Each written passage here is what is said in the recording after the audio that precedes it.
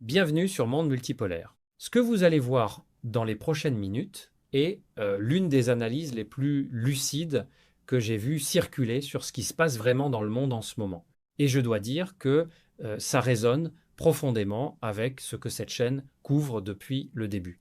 Avant de vous présenter la vidéo, je veux mettre le contexte. Nous sommes le 11 avril 2026.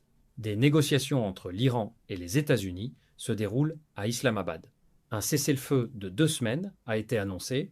Et pendant ce temps, Israël bombarde le Liban, Trump publie des messages délirants sur Truth Social et les marchés pétroliers continuent de grimper. Ce que vous allez entendre, c'est une analyse qui relie 3 fils que les médias grand public traitent toujours séparément. L'Ukraine, l'Iran et l'effondrement de l'ordre mondial américain. Ces 3 fils forment en réalité un seul tissu. L'analyste commence par une déclaration de Marco Rubio lui-même, le secrétaire d'État américain, qui admet publiquement que la dédollarisation est en cours, que dans 5 ans, les États-Unis n'auront plus la capacité de sanctionner qui que ce soit. Ce n'est pas un commentateur alternatif qui dit ça, c'est le chef de la diplomatie américaine, et cette déclaration dit tout sur l'état réel de l'Empire. Regardez attentivement. Et je vous retrouve à la fin pour une réaction plus approfondie. Aujourd'hui, le Brésil, dans notre hémisphère, le plus grand pays de l'hémisphère occidental, au sud de chez nous, vient de conclure un accord commercial avec la Chine. Désormais, ils vont commercer dans leur propre monnaie, contourner complètement le dollar. Ils sont en train de créer une économie secondaire dans le monde, totalement indépendante des États-Unis. Dans 5 ans, on n'aura plus besoin de parler de sanctions, parce qu'il y aura tellement de pays qui effectueront leurs transactions dans des monnaies autres que le dollar, qu'on n'aura tout simplement plus la capacité de les sanctionner.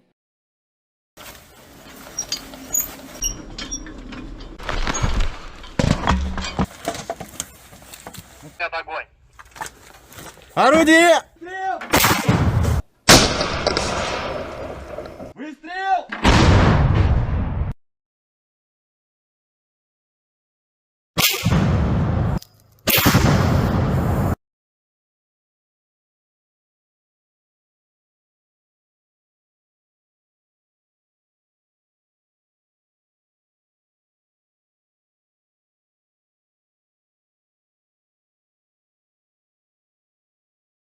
Что все с Гайсена начали. Ну, с Гайсен, вот, 2 ряда.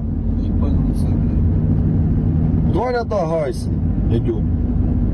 Тут весь город выкосил. Весь город выкосило, он, блядь, 2 ряда. Это сколько еще без вести пропавших. Уже аллеи славы он нету. Alors on est toujours sur YouTube, bonjour, c'est encore moi. Aujourd'hui nous sommes le 11 avril 2026. Et ce que vous voyez en introduction, eh bien, monsieur Rubio dit la vérité. Il lâche une vraie bombe de vérité. Et c'est le résultat de tout ce que nous observons depuis, en fait, 2022 et l'imposition de ce qu'il pensait être des sanctions nucléaires contre la Russie. Puis, soudainement, nous nous retrouvons dans la situation actuelle. Une délégation iranienne est à Islamabad, monsieur J.D. Vance est là-bas. Et les États-Unis tentent d'arranger quelque chose avec l'Iran concernant la fin, du moins pour l'instant, des hostilités autour du détroit d'Ormuz et surtout du Moyen-Orient. Cela dit, le segment suivant que vous voyez là, c'est essentiellement un conducteur qui roule dans la ville de Gizne, en Ukraine, et ce que vous voyez, c'est le mémorial de cette ville spécifique dédiée aux soldats ukrainiens morts. Tout cela est pertinent. Tout cela se rapporte à la situation avec l'Iran, à la situation avec les États-Unis, et Israël, bien sûr. Alors pourquoi est-ce important? Si vous regardez ce qu'est cette ville, c'est la ville de Gizne, et si vous examinez ces données, ce qu'elle représente en elle-même, elle avait, comme vous pouvez le voir, une population de 25 698 habitants avant 2022. Elle se trouve dans l'oblast de Vinnytsia. Comme vous le voyez, c'est pas la plus grande ville, c'est essentiellement une bourgade. Et cela vous donne assez bien la mesure de ce qui se passe dans le cadre de l'opération militaire spéciale. Pourquoi est-ce que je commence par ça, malgré le fait que la déclaration de Marco Rubio est si importante? Laissez-moi vous expliquer. Parce que l'opération militaire spéciale a tout à voir avec ce qui s'est passé et nous devons constamment garder ça à l'esprit. Passons d'abord au tableau de situation du jour. Comme vous pouvez le voir, malgré la déclaration russe de trêve de Pâques Les Russes répondent, l'Ukraine ne va évidemment pas la respecter, mais au moins les Russes l'ont déclaré. Et vous pouvez voir le bilan assez standard et routinier pour aujourd'hui. Un autre système de défense aérienne détruit, un autre système de lance-roquettes multiples. Et si vous regardez les blindés, 10 à 9 chars et véhicules blindés de transport de troupes, 423 véhicules blindés et tout le reste en Ukraine, ça vous dit tout ce que vous avez besoin de savoir sur ce qui se passe là-bas en termes de destruction de la meilleure force supplétive que les États-Unis et l'Occident combinés aient jamais eu. Et ce n'est pas tout. Nous avons évidemment la situation qui se développe sur le terrain et que nous ne pouvons plus ignorer. Comme vous pouvez le voir, les Russes approchent de l'agglomération de Slaviansk. Voilà ce qui se passe, selon nos bons amis Marat Kai et le colonel Popov. Voici la carte d'hier. Donc, qu'est-ce qu'on a ici? Au nord-ouest des vestiges de la République populaire de Donetsk, qui est désormais la région de Donetsk, et qui doit encore être libérée, comme vous pouvez le voir, des opérations très actives partout, en particulier en direction de Slaviansk. Et voici la vue plus détaillée de ces opérations, surtout quand on regarde attentivement ce qui se passe autour de Krasnaya Alexandrovka. Et on voit se former à nouveau un certain nombre de chaudrons, cette tradition ukrainienne et otanienne de tuer le maximum de personnel possible. Les Russes vont continuer à progresser vers Slaviansk et Kostiantynivka. Nous avons aussi la situation qui se développe dans d'autres endroits. Je ne vais évidemment pas en parler dans cette vidéo spécifique, parce qu'il n'y a pas besoin, le carnage continue. Et voici ce que M. Lavrov a dit à ce sujet, et il a absolument raison. Il dit que l'Union européenne pardonnera tout à Zelensky du moment qu'il continue sa mission. Le chef du ministère russe des Affaires étrangères a noté que le régime de Kiev crache sur les exigences de l'UE comme sur sa propre constitution. Mais ça ne suffit pas aux fonctionnaires de la Commission européenne. Ils osent condamner les ministres des Affaires étrangères des États membres de l'ONU qui discutent de mesures pour mettre fin à la violation flagrante par Kiev des droits universellement reconnus des minorités nationales, et donc toute la situation concernant évidemment la population russophone dans ce qui reste de l'Ukraine. Mais quand on parle de l'UE ou de la Commission européenne, on parle du Quatrième Reich. Si vous regardez qui sont ces gens, ce sont des Allemands, beaucoup d'entre eux, des gens d'origine germanique, disons-le clairement, sans tourner autour du pot, les généraux allemands, j'en ai déjà parlé, mais il faut le dire, la majorité des Allemands détestent les Russes. C'est simple, ils détestent juste les Russes. Ça a toujours été comme ça, et ça le restera. En résultat, bien qu'on puisse évidemment se référer au célèbre adage marxiste, selon lequel l'histoire se répète d'abord comme tragédie, ensuite comme farce, c'est le Quatrième Reich. L'Allemagne va tenter de construire le Quatrième Reich, et il est en train d'être construit en ce moment même, parce qu'ils pensent qu'ils sont les plus grands, et qu'ils sont juste, par défaut, censés diriger l'Europe. La France a évidemment sa propre vision là-dessus, mais c'est ce qu'ils tentent de construire, le Quatrième Reich. Et quand on regarde attentivement cet imbécile, disons, von der Leyen, elle est comme un chaton, fondamentalement, mais un chaton très ambitieux. Et devinez quoi, elle construit essentiellement le Quatrième Reich. La différence, c'est qu'il a une coloration idéologique et spirituelle très différente, qu'on appelle désormais valeurs européennes. Et ces valeurs européennes sont des valeurs génocidaires, malgré le fait qu'ils proclament et répètent toujours qu'ils sont pour la démocratie, les libertés, que sais-je encore. C'est un terrain de jeu satanique. Voilà ce que l'Europe est en train de devenir, pardon, et von der Leyen et l'Allemagne sont en tête.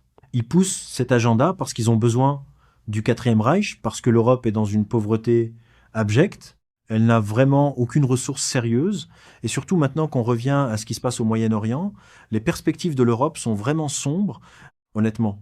Et il faut garder à l'esprit que ce qui a choqué les Européens, parce que ce ne sont pas des gens brillants, je ne parle pas des Européens en général, il faut comprendre, il y a beaucoup de gens brillants, beaucoup de gens décents en Europe, mais les élites politiques et militaires, elles, ne le sont pas. Elles sont carrément stupides. Et donc ce à quoi ça nous amène, c'est que l'Europe a reçu la leçon que la défense américaine sur laquelle elle s'appuyait ne vaut rien. Non que la Russie veuille pour une quelconque raison aller conquérir l'Europe. Pourquoi? Pour obtenir quoi? Je veux dire, l'Europe est encore une fois misérable comparée à la Russie, pas seulement en ressources. Les Européens vont être de plus en plus pauvres. Et les Russes vivent déjà, comme on l'a déjà dit, globalement mieux qu'en Europe maintenant. À la petite exception de certains segments des sociétés européennes qui sont de vieilles fortunes. Et je ne veux pas aborder ici la classe des nouveaux riches russes, qui est dégoûtante et méprisable, mais qui est tout de même, ne vous y trompez pas, très riche. Et donc, quand vous regardez, par exemple, l'immobilier à Saint-Pétersbourg ou à Moscou, bonté divine, ce sont des endroits de style new-yorkais. Mais ce n'est pas la vraie richesse dont je parle. Je parle de la richesse en tant que nation, et les nations européennes vont s'appauvrir. Elles n'auront pas assez de pétrole.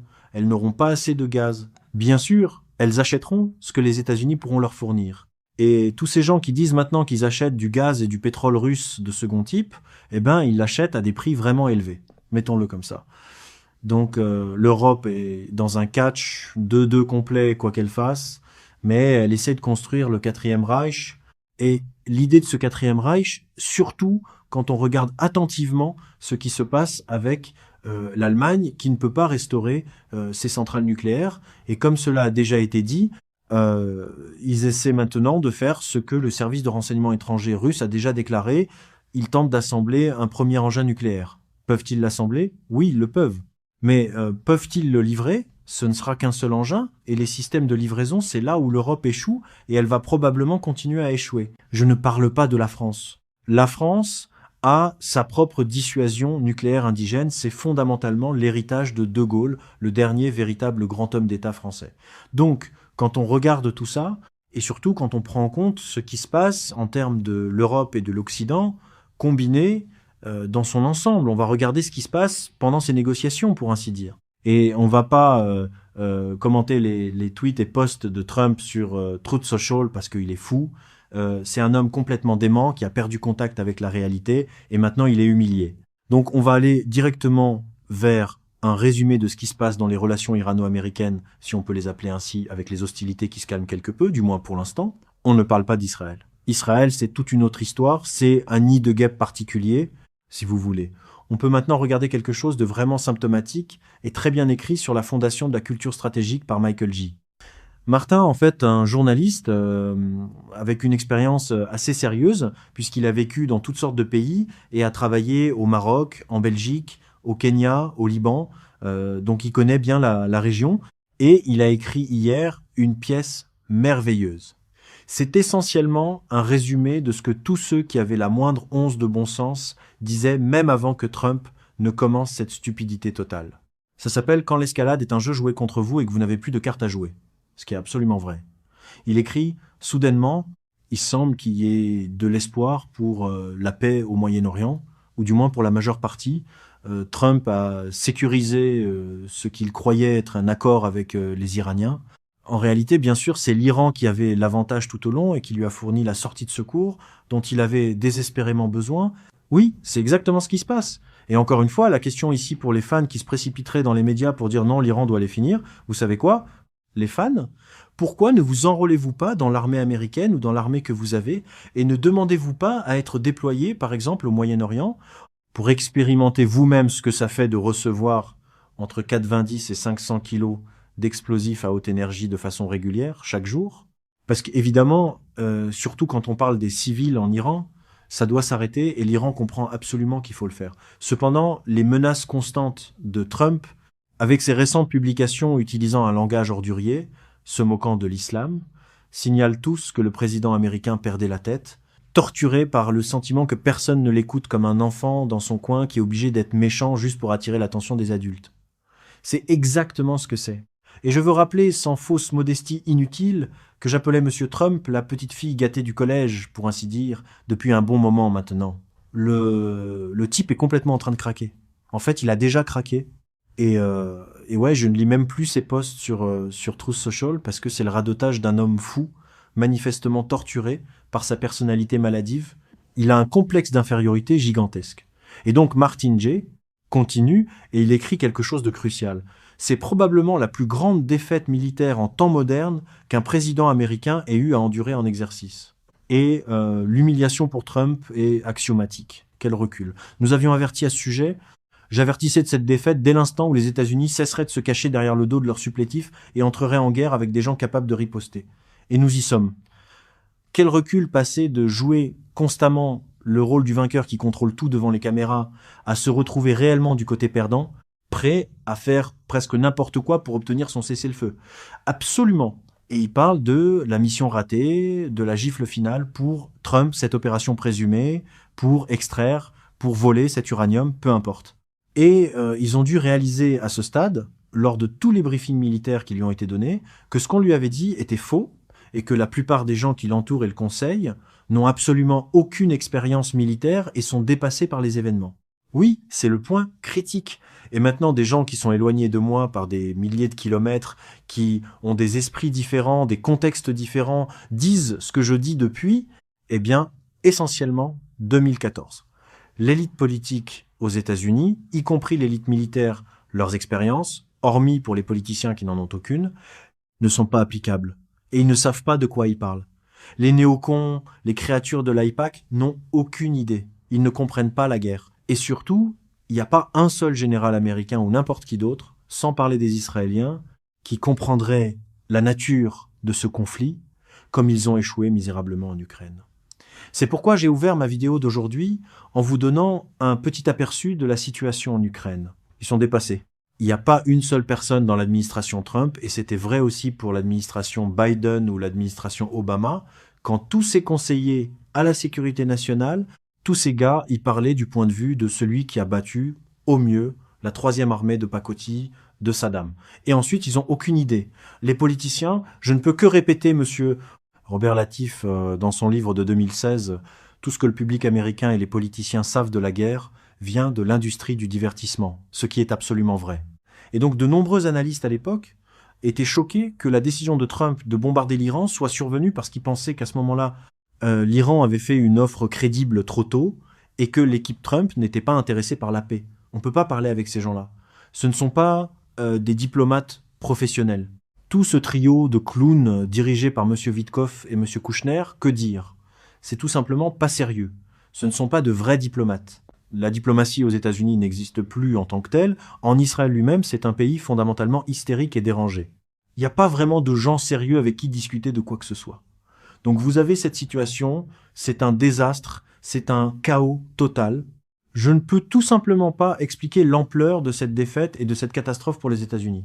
Parce que ce qui se passe en dehors des prix, qu'ils essaient vraiment de maintenir légèrement, plus bas les contrats à terme ne représentent pas le vrai pétrole. Le vrai pétrole, surtout quand on ne considère pas seulement les Urals, n'oublions pas que les Russes ont toutes sortes de pétrole, et une grande partie est négociée en Extrême-Orient, comme l'Espo, c'est 120, 140 $. Et ça monte, monte, monte. Et ce que beaucoup de gens ne veulent pas reconnaître, c'est ceci. Si vous regardez cette photo est très très intéressante. La raison pour laquelle elle est intéressante, c'est qu'on y voit l'ambassadeur d'Arabie Saoudite qui parle avec le premier vice-premier ministre de Russie, Alexandre Novak. J'ai parlé d'Alexandre Novak à de nombreuses occasions. C'est l'homme qui est le grand cardinal des marchés énergétiques mondiaux. Ce qu'il dit a de l'importance. Ça résonne pas seulement pour l'OPEP+, ça résonne au niveau mondial, et beaucoup de gens ne veulent toujours pas reconnaître où réside le pouvoir. Eh bien, Alexandre Novak, contrairement à l'Arabie Saoudite, a derrière lui la meilleure armée et les meilleures forces armées du monde. Et une économie russe massive qui est extrêmement sophistiquée. Et donc les Saoudiens parlent à nouveau aux Russes. Et il y a évidemment la petite représentation de la prise en charge diplomatique. Ce qui a été dit là-bas, c'est que Novak et l'ambassadeur d'Arabie Saoudite discutaient de la question de la coopération en termes d'énergie. Eh bien, je pense qu'il y a une discussion beaucoup plus large et plus vaste que la simple énergie. Parce que tout le monde a vu comment les États-Unis sont incapables de défendre. Certains disent qu'ils défendent. Eh bien, les Arabes, les gens du Golfe, ont appris maintenant qu'ils sont là pour servir Israël. Eh bien, s'ils ne le savaient pas, enfin, ils le savaient. Ils étaient juste corrompus. Ils ont été achetés. Et maintenant, ils doivent répondre à leur peuple. Et je dirais que je mentirais si je ne ressentais pas quelque chose en regardant ce centre commercial en plastique et ce faux luxe de la route des nouveaux riches qu'est Dubaï, essentiellement abandonné.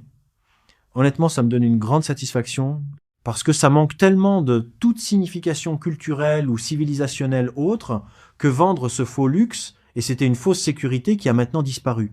Et une fois qu'elle est partie, tout le modèle de ces Émirats du Golfe est terminé. Ce qui se passe maintenant. Mais pas seulement ça. On peut maintenant regarder la situation, le Wall Street Journal se lamente, que l'ère des mers libres se désagrège et que maintenant tout le monde va payer. L'Amérique a dirigé un système maritime qui a enrichi le monde pendant des décennies, non. Il n'a enrichi que beaucoup de gens en Europe et aux États-Unis. Donc l'Iran l'a brisé, absolument. L'Iran va maintenant percevoir des paiements pour le passage dans le détroit d'Ormuz. Oui, ils vont payer. Et ils vont payer dans quoi? Comme monsieur Marco Rubio l'a déjà déclaré, ils vont payer en yuan. Les Russes peuvent payer en roubles, en yuan, en dollars, peu importe. Même en monnaie nationale, ce qui se passait déjà. Beaucoup de gens voulaient tout simplement pas le croire, mais j'en écrivais depuis 2016. Et beaucoup de gens disent « Oh non, le dollar domine encore le système de paiement, l'euro domine encore le système de paiement ici et là ». C'est pas la question. La question, c'est que vous pouvez maintenant officiellement acheter du pétrole dans n'importe quelle monnaie sur laquelle les parties s'accordent. Le pétrodollar est terminé. Et encore une fois, ça n'a pas été fait maintenant, c'était juste le dernier, pour ainsi dire, accord tacite conclu par l'Iran. Ça avait déjà été fait en 2010 environ, surtout après le début de tout le coup d'État en Ukraine et le démantèlement de cette grande opération stratégique qu'est la sanction totale de la Russie par les États-Unis et l'Union européenne, un échec complet. Et soudainement, qu'est-ce qu'on a ? Les Russes prenaient déjà ces paiements dans toutes sortes de monnaies différentes, quelles qu'elles soient, donc ça n'a plus d'importance. C'est la foire d'empoigne maintenant, et les États-Unis peuvent rien y faire. Et donc qu'est-ce qu'on a ? Le Wall Street Journal se lamente encore, et encore une fois on parle de gens que Martin Jay a correctement décrits, non de background dans rien. Ils ont un background dans la façon de gagner de l'argent, ils ont ces MBA de telle ou telle école de l'Ivy League, ils sont idiots pour la plupart d'entre eux, et donc ils parlent du fait que l'Iran a des milliers de missiles et pourrait récupérer des lanceurs, les renseignements américains le découvrent. Eh bien, où étaient les renseignements américains le 28 février ? Bien sûr, toutes les voix contraires avaient été écartées par Israël, le lobby israélien et ces fanatiques du sionisme chrétien qui ne sont pas chrétiens. Et donc la Maison-Blanche dit que des attaques dévastatrices contre l'Iran ont renforcé sa position dans les négociations à venir, mais certains officiels disent que l'Iran pourrait encore aligner davantage de missiles. Oui, il le peut. Et il peut continuer à démolir essentiellement chaque actif américain et israélien dans la région, et ils n'y peuvent rien parce que les États-Unis n'ont pas de défense aérienne fonctionnelle. Ils produisent environ 700 missiles de défense aérienne par an. Ce qui signifie, si vous regardez l'échelle de l'opération militaire spéciale, c'est environ 7 jours de tirs de missiles de défense aérienne russes. Et les Russes, les leurs arrivent juste en continu. Il faut constamment rappeler aux gens la question d'échelle. Cependant, personne ne peut nier le fait que l'Iran est sorti de tout ça bien plus fort. Et vous pouvez voir vous-même que le Washington Post rapporte que l'attaque ressemble moins à une rampe de sortie qu'à une halte temporaire pour toutes les parties. On peut pas dire que les hostilités ne reprendront pas. Le problème, encore une fois, pour l'escalade, c'est qu'il faut des ressources. Les États-Unis n'ont pas les ressources, sauf effectivement les armes nucléaires. Dieu nous en préserve. Parce que pour le reste, les Iraniens peuvent compter, les Russes aussi. Combien de Tomahawks les États-Unis ont-ils encore en stock ? Très peu. Pas assez pour réellement continuer, ou même soutenir, ou même intensifier leur effort de guerre. Et comme vous pouvez le voir vous-même, des Iraniens ont agité des drapeaux nationaux sur la place de la Révolution à Téhéran, mercredi, après que les États-Unis et l'Iran ont convenu d'un cessez-le-feu de 2 semaines. Une photo prise avec l'approbation du ministère iranien de la culture et de l'orientation islamique. Donc oui, les Iraniens ont beaucoup à célébrer. Ça ne veut pas dire que c'est terminé. Ça va probablement continuer. Peut être que oui, peut être que non, je sais pas. C'est difficile à dire maintenant. Mais le point essentiel, c'est que les États-Unis ne sont en position de faire quoi que ce soit à ce sujet. Et Israël, peu importe ce qu'il fait, je veux dire, ils sont bloqués dans le sud du Liban. Et quoi qu'ils y envoient comme blindés, ils seront détruits. Et la seule chose qu'ils savent faire, comme les États-Unis, c'est bombarder. C'est à peu près tout. C'est la seule chose qu'ils savent faire. Pour le reste, ils sont pas de bons planificateurs opérationnels. Ils l'ont jamais été, en fait. Mais ça, c'est toute une autre histoire. Et donc, qu'est-ce qu'on a ? Maintenant, on a l'hystérie au Royaume-Uni. Et vous avez vu vous-même que j'en parlais, la marine royale interdite de monter à bord des navires russes. Aucune de ces opérations n'a eu lieu en raison des craintes que cela violerait le droit international. Sérieusement. Comme vous pouvez le voir, l'un des navires dont j'ai parlé la dernière fois, l'admiral Grigorovitch, est là. Vous avez vu vous-même comment le plus grand navire russe de guerre anti-sous-marine, patrouille, entre dans la mer Baltique. Et le problème ici n'est pas le droit international. Le Royaume-Uni et l'Europe violeraient n'importe quel droit international parce qu'ils sont essentiellement, maintenant, que dire le quatrième Reich, pardon. Mais l'enjeu ici est que, pour le dire avec douceur, les Russes ne font pas les choses juste pour de grands gestes, ils font les choses pour obtenir des résultats. Voici un résultat très intéressant pour ceux qui ne s'en souviendraient pas. L'Estonie dit que détenir des pétroliers russes dans la mer Baltique est trop risqué. Et vous pouvez voir qu'en arrière-plan d'un des pétroliers à l'ancrage se trouve le navire de patrouille russe du projet 22160. Et ils écrivent que le membre de l'OTAN qu'est l'Estonie s'abstiendra de détenir des navires de la flotte fantôme russe dans la mer Baltique, craignant que la saisie de pétroliers et d'autres navires sanctionnés par l'Occident pourrait conduire Moscou à les défendre militairement. selon un commandant supérieur, déclarant vendredi « La Grande-Bretagne et d'autres nations européennes, dont la France, la Belgique et la Suède, ont intensifié leurs efforts pour détenir des pétroliers vieillissants utilisés par Moscou pour sécuriser des financements vitaux pour sa guerre de 4 ans contre l'Ukraine. C'est des balivernes totales. » Mais encore une fois, tout ce que fait l'Occident aujourd'hui, c'est mentir, mentir, mentir. Donc si la Marine nationale ou la Royal Navy veulent tenter de détenir un navire russe, qu'elles essaient. Mais soudainement, non seulement ça, hein, les États baltes disent maintenant qu'ils n'autoriseront pas non plus l'utilisation de leur espace aérien par les drones ukrainiens. Alors qu'est-ce qu'on a? Les Russes ont dit qu'ils allaient escorter les navires et ils le font. La Russie a une marine, une très bonne d'ailleurs, avec une énorme puissance de frappe. Et voilà ce qui se passe. Et c'est aussi l'un des signes des temps que seule la puissance décide de tout. J'en parle depuis des décennies, c'est juste la nature et la question du pouvoir. Et tout ce qui se passe maintenant en Ukraine, autour de l'Iran et du Moyen-Orient, c'est la fin de l'Occident tel que nous le connaissions. Et il ferait mieux, comme je l'ai déjà dit, d'accepter le fait que l'Europe est hors jeu. Si elle continue à se comporter de façon agressive, les Russes peuvent répondre. Il y a de nombreux actifs militaires que la Russie peut couler si par exemple les Européens ne comprennent pas le message. Et bien sûr en termes des États-Unis, mon bon ami Pepe Escobar a déclaré que les États-Unis ne sont plus une superpuissance. Eh bien c'est encore une superpuissance, mais elle est loin, très loin de ce qu'elle essaye de se présenter être. C'est une grande puissance et même pas celle qui a le plus grand arsenal nucléaire, ni le meilleur si vous voulez. Et voici ce que je veux souligner avant de conclure, ce qui coïncide avec les descriptions de Martin J., des gens de l'administration Trump, par exemple. Je peux vous dire une chose, je vais faire une pause là-dessus avant de terminer. Quand Martin J. il parle de gens dépassés par les événements, voilà. À gauche, le général de brigade Ibrahim Zolgari, porte-parole du quartier général central Khatam al-Anbiya de l'Iran, master, doctorat en philosophie, études stratégiques, formation en mathématiques, flux en 4 langues, farsi, arabe, anglais et hébreu. Et à droite, monsieur Pitexef. Regardez-le. Il a étudié les sciences politiques. Ce que ça veut dire, et il était présentateur sur Fox News. Alors, vous voyez la différence? Oui, c'est la différence. Et c'est pourquoi on ne peut pas expliquer que les gens sont plus intelligents là-bas, vous savez, plus intelligents que n'importe quoi de ce qu'est Trump. Ouais, n'allons pas là. Mais ça vaut aussi pour les Européens, parce que les élites européennes sont dégénérées à l'extrême. Et ces cris et cette hystérie et ces patriotes britanniques qui disent « Ouais, on peut fermer la Manche », d'accord. Même si vous la fermez d'accord, le Royaume-Uni, je veux dire, le Royaume-Uni est très petit. Il faut pas grand-chose pour les contourner, et c'est ce qui s'est passé. Voilà, c'est tout ce que j'avais à vous dire aujourd'hui, les amis. Et comme toujours, ceux qui aiment ce que je fais, s'il vous plaît, abonnez-vous à ma chaîne. Et ceux qui peuvent se le permettre, s'il vous plaît, soutenez-moi sur Patreon ou offrez-moi un café aussi, que puis-je dire. Je veux remercier mes merveilleux mécènes et les gens qui me soutiennent. Et passez un bon reste de week-end. Et on se reparle plus tard, les amis. Au revoir. Et voilà. Vous venez d'entendre une analyse dense, parfois brutale, mais je dois dire profondément juste sur l'essentiel. Je veux maintenant prendre le temps de réagir point par point, parce que certaines choses méritent d'être approfondies, et d'autres doivent être nuancées pour rester fidèles à la ligne de monde multipolaire.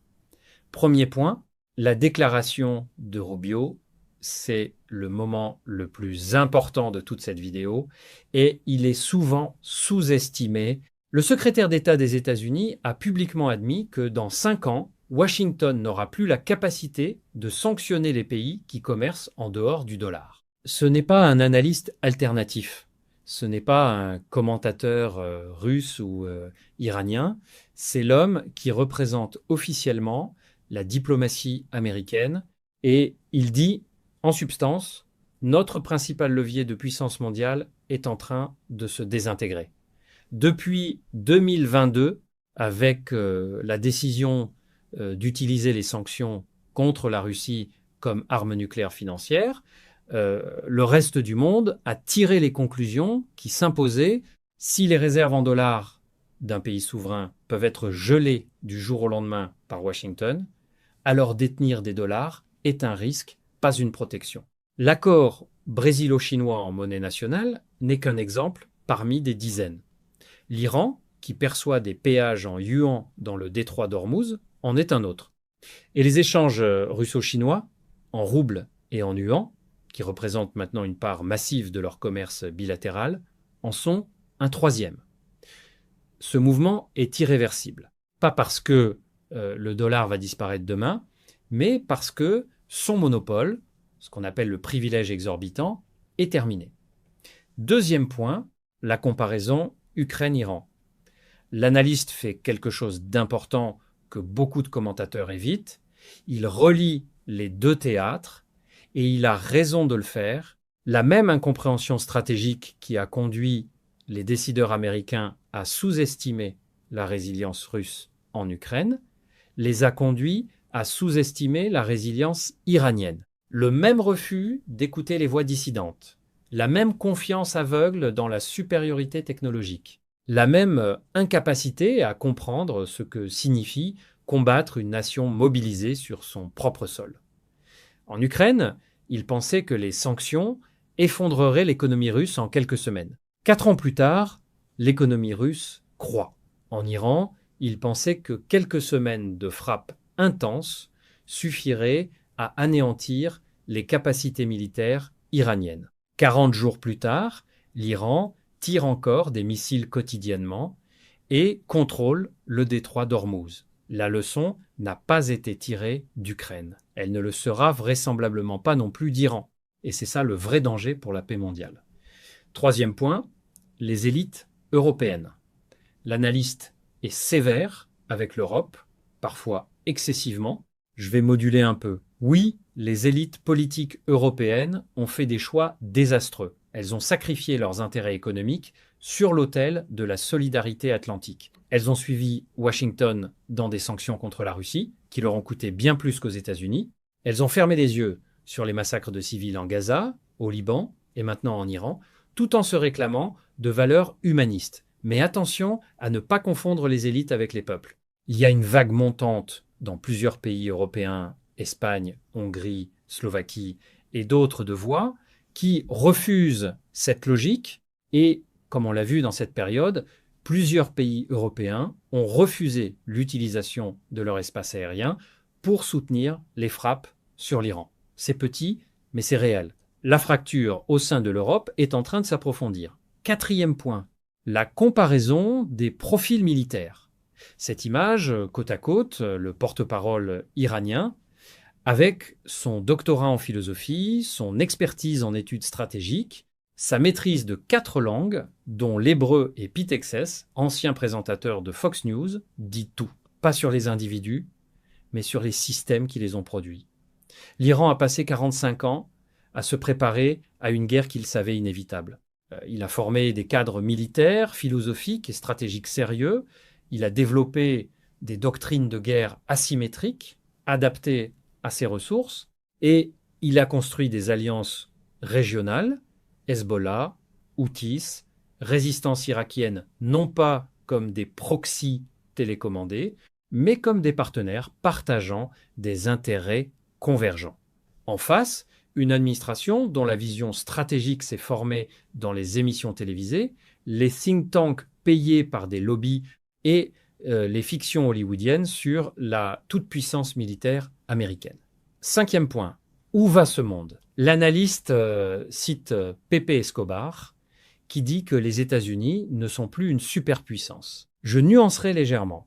Ils restent une puissance majeure, avec l'arsenal nucléaire le plus important du monde. Mais leur capacité à imposer leur volonté par la force conventionnelle, à maintenir des alliances stables et à garantir l'ordre financier mondial, tout ça est en train de se désintégrer simultanément. Et ce vide ne sera pas comblé du jour au lendemain par un ordre alternatif parfait. Le monde multipolaire qui émerge est un monde de négociations permanentes entre des pôles de puissance multiples. La Russie, la Chine, l'Iran comme puissance régionale, les BRICS comme cadre économique alternatif, le détroit d'Ormuz comme symbole tangible que les règles du jeu ont changé. Ce n'est pas un monde parfait. Aucun de ces acteurs n'est exempt de critiques. Mais c'est un monde où une nation de taille moyenne, persévérante et préparée peut résister à la première puissance militaire de l'histoire. Et où le secrétaire d'État de cette puissance doit admettre publiquement à la télévision que son principal levier de domination mondiale est en train de disparaître. Voilà où nous en sommes. Si cette vidéo vous a apporté quelque chose, appuyez sur le bouton j'aime, abonnez-vous à Monde Multipolaire et partagez avec quelqu'un qui mérite de comprendre ce qui se passe vraiment. À bientôt!